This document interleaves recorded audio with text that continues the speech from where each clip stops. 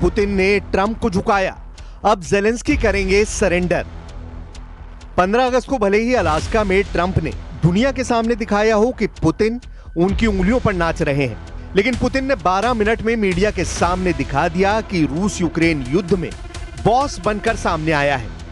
और जब तक पुतिन की शर्तों को यूक्रेन नहीं मानेगा, तब तक रूस ना तो यूक्रेन पर हमले रोकेगा और ना ही सीज फायर के लिए तैयार होगा।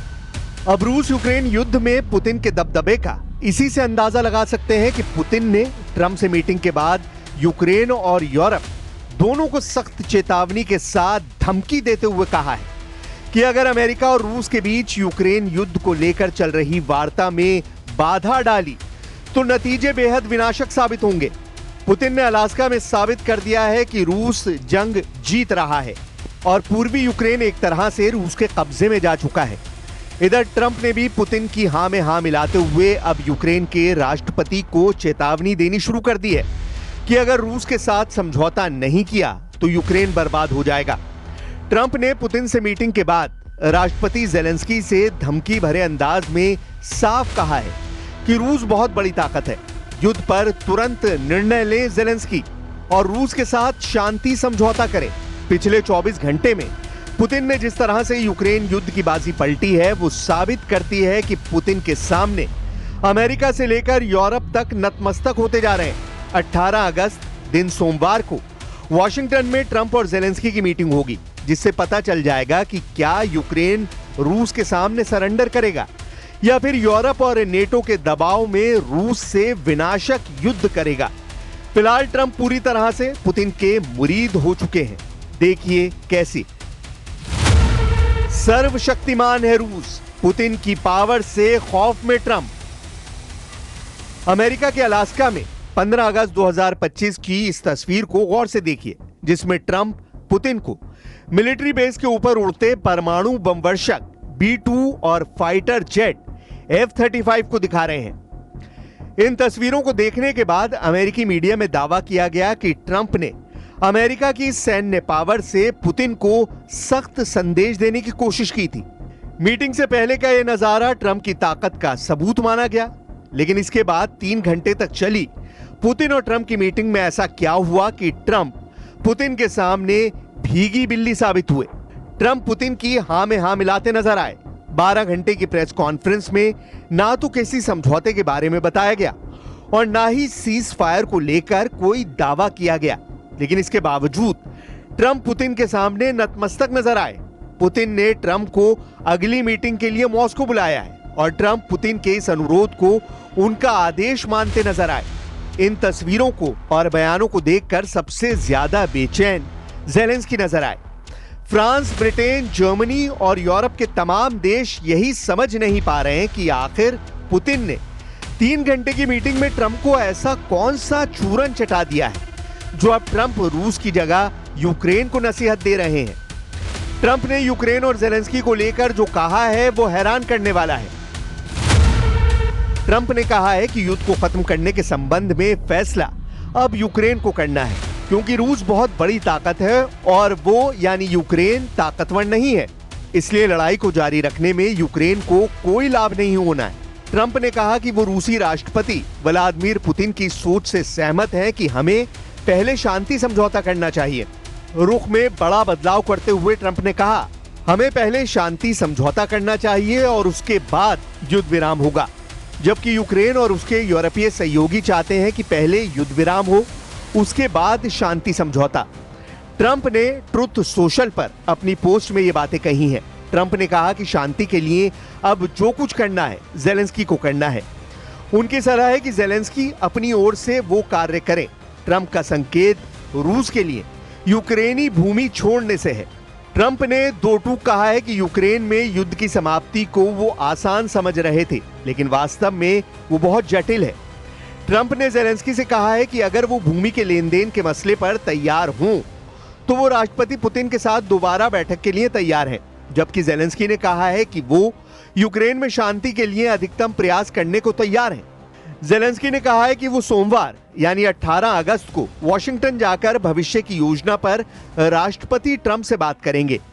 इस बैठक में कुछ यूरोपीय नेता भी शामिल हो सकते हैं। जेलेंस्की ने पुतिन के साथ ट्राइलैटरल बैठक पर सहमति जताई है, लेकिन पुतिन ने जेलेंस्की के साथ बैठक पर सहमति नहीं जताई है। उन्होंने यूक्रेन मसले पर ट्रंप के साथ अगली बैठक मॉस्को में करने का प्रस्ताव रखा है।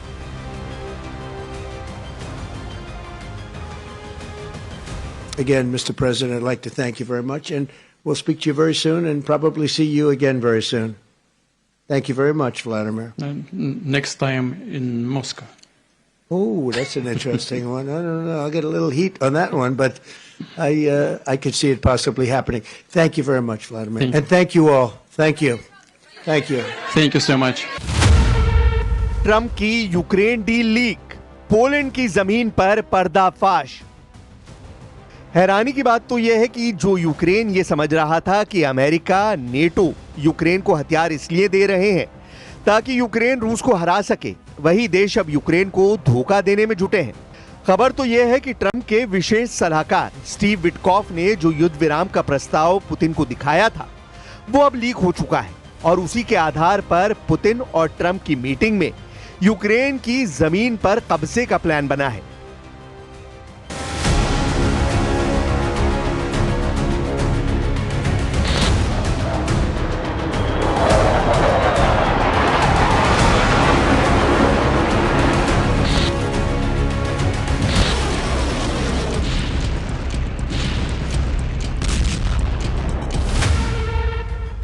यूक्रेन के लिए एक गुप्त अमेरिकी युद्ध विराम प्रस्ताव, जिसे कथित तौर पर डोनाल्ड ट्रंप की टीम ने तैयार किया था, उसे मॉस्को भेजा गया था।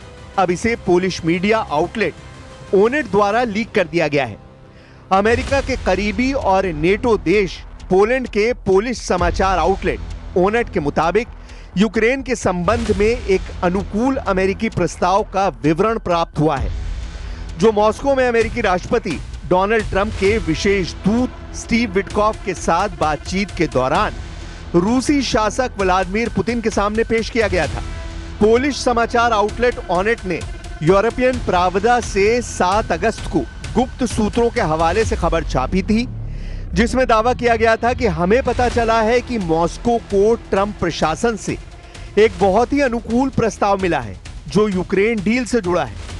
ऑनेट के अनुसार यूक्रेन में युद्ध विराम का प्रस्ताव तो है, लेकिन पूर्ण शांति समझौता नहीं, जैसा कि रूस चाहता था।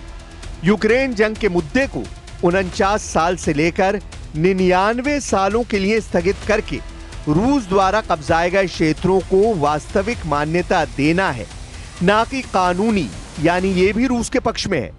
रूस पर लगाए गए अधिकांश अमेरिकी प्रतिबंधों को हटाना और दीर्घकालीन रूप से ऊर्जा सहयोग अर्थात रूसी गैस और तेल के आयात से रोक हटाना भी शामिल है। हालांकि इस प्रस्ताव में कथित तौर पर नेटो विस्तार के विरोध कोई गारंटी शामिल नहीं है, जो मॉस्को की लगातार मांगों में से एक है। ना ही रूस को यूक्रेन को सैन्य सहायता बंद करने का कोई वादा मिला। हालांकि ऑनेट के अनुसार यह अंतिम बिंदु रूसियों को स्वीकार्य बताया जा रहा है। विटकॉफ और पुतिन के बीच बैठक के बाद ट्रंप ने यूक्रेनी राष्ट्रपति व्लादिमीर जेलेंस्की और कई यूरोपीय नेताओं के साथ फोन पर बातचीत की थी, ये भी खुलासा हुआ है।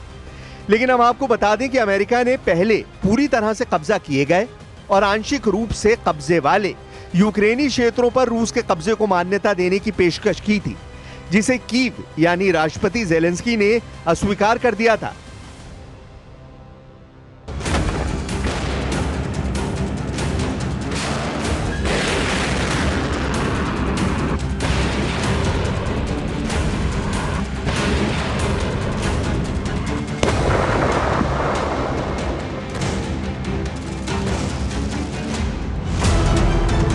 सूत्रों के मुताबिक बैठक में पुतिन ने यूक्रेन में कब्जे वाली कुछ जमीन छोड़ने के बदले यूक्रेन से पूरा डोनेस्क प्रांत छोड़ने का प्रस्ताव रखा। इस प्रांत में ज्यादातर लोग रूसी भाषा बोलने वाले हैं और अभी तक की लड़ाई में रूसी सेना इसके 70% जमीन पर कब्जा कर चुकी है। 1270 दिन से ज्यादा की जंग में रूस लगातार यूक्रेन को रौंद रहा है। अब तक यूक्रेन के 27% से ज्यादा इलाके पर रूस कब्जा कर चुका है। यूक्रेन के ज़ैपोरिज़िया, खेरसोन, लुहांस्क, खार्किव पर रूस का कब्जा लगभग हो चुका है। हारते और हाफते यूक्रेन के सामने एक ही रास्ता बचा है कि अगर यूरोपीय देश रूस पर हमला कर दें तो यूक्रेन की हार लंबे वक्त के लिए टल सकती है। हाल में पेरिस में हुई मीटिंग में राष्ट्रपति जेलेंस्की ने साफ कह दिया है कि रूस के राष्ट्रपति पुतिन मरने वाले हैं, जिसके बाद रूस बिना शर्त युद्ध विराम के लिए मजबूर हो जाएगा। यहाँ तक कि फ्रांस के राष्ट्रपति मैक्रों और ब्रिटिश प्रधानमंत्री कीर स्टारमर ने रूस को धमकी देते हुए कहा है कि रूस कभी भी यूक्रेन को नहीं जीत पाएगा। ऐसे हालात में पुतिन ने अचानक रूस से लेकर बेलारूस तक अपने सभी एटम बम एक्टिव कर दिए हैं। रूस की परमाणु मिसाइलें, परमाणु बम वर्षक और परमाणु पनडुब्बी पूरी तरह से हमले को तैयार हो चुकी हैं। हालात ये हो गए हैं कि राष्ट्रपति पुतिन खुद रूस की एक परमाणु पनडुब्बी में पहुंच गए और कमांडरों को साफ आदेश दे दिए कि परमाणु हमले के लिए पूरी तरह से तैयार रहो। रूस के राष्ट्रपति व्लादिमीर पुतिन ने मरमंस्क के आर्कटिक बंदरगाह पर हाइपरसोनिक क्रूज मिसाइलों से लैस और परमाणु ऊर्जा से चलने वाली यासिन एम क्लास की पनडुब्बी को भी कुछ हफ्तों पहले ही लॉन्च किया है। इसके साथ ही रूसी नेवी की शक्ति कई गुना और बढ़ गई है। पुतिन ने मार्च 2025 के महीने में दावा किया था कि रूस की पर्म नाम की ये रूसी परमाणु मिसाइल पलक झपकते ही यूरोप को अपनी जिरकॉन हाइपरसोनिक क्रूज मिसाइलों से तबाह कर डालेगी। रूस की जिरकॉन हाइपरसोनिक क्रूज मिसाइलों को बेहद घातक माना जाता है। परमाणु पनडुब्बी से आई पुतिन की तस्वीरों को देखकर खासतौर से फ्रांस और ब्रिटेन की हालत खराब हो गई है।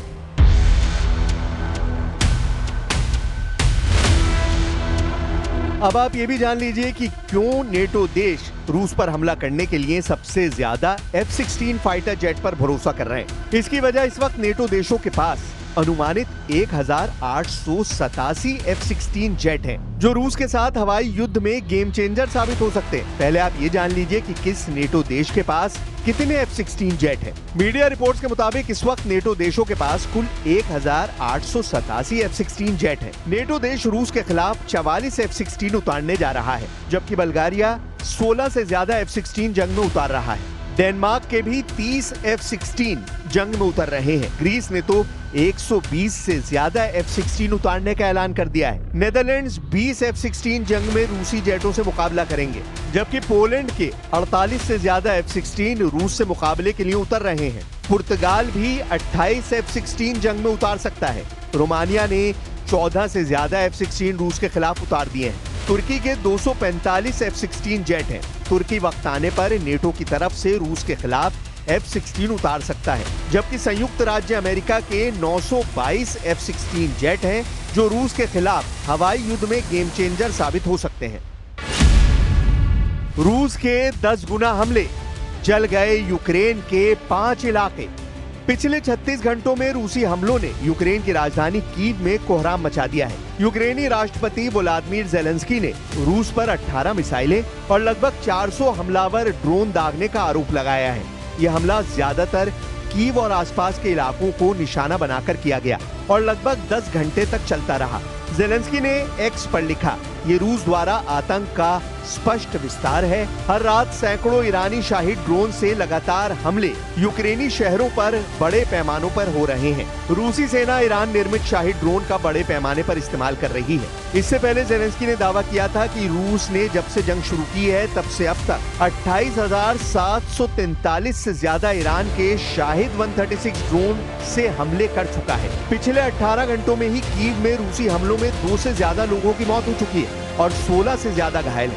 ये मौत का आंकड़ा इसलिए भी हैरान कर रहा है क्योंकि कीव को अमेरिका और यूरोप के एयर डिफेंस सिस्टम से मजबूत हवाई हमलों से सुरक्षा दी गई है, लेकिन उसके बावजूद लोग कीव में मारे जा रहे हैं। यह हमला रूस द्वारा युद्ध के अपने सबसे बड़े हवाई हमले के एक दिन बाद हुआ, जिसमें 728 ड्रोन और 13 मिसाइलें शामिल थीं। अमेरिकी राष्ट्रपति डोनाल्ड ट्रंप ने यूक्रेन के लिए और अधिक रक्षात्मक हथियारों की भी मंजूरी दी है और रूसी राष्ट्रपति व्लादिमीर पुतिन द्वारा मॉस्को के आक्रमण को तेज करने पर निराशा व्यक्त की है। इधर जेलेंस्की ने नए रूसी हमलों पर कहा है कि इसके लिए जरूरी है कि हम तेजी से काम करें।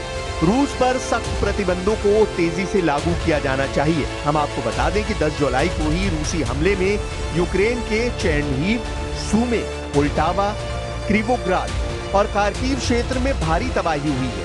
वहीं रूसी रक्षा मंत्रालय का दावा है कि उसकी सेना ने काला सागर, बेलगोरोड, रुस्क, क्राइमिया और पेंजा के ऊपर 17 यूक्रेनी ड्रोनों को रोका था।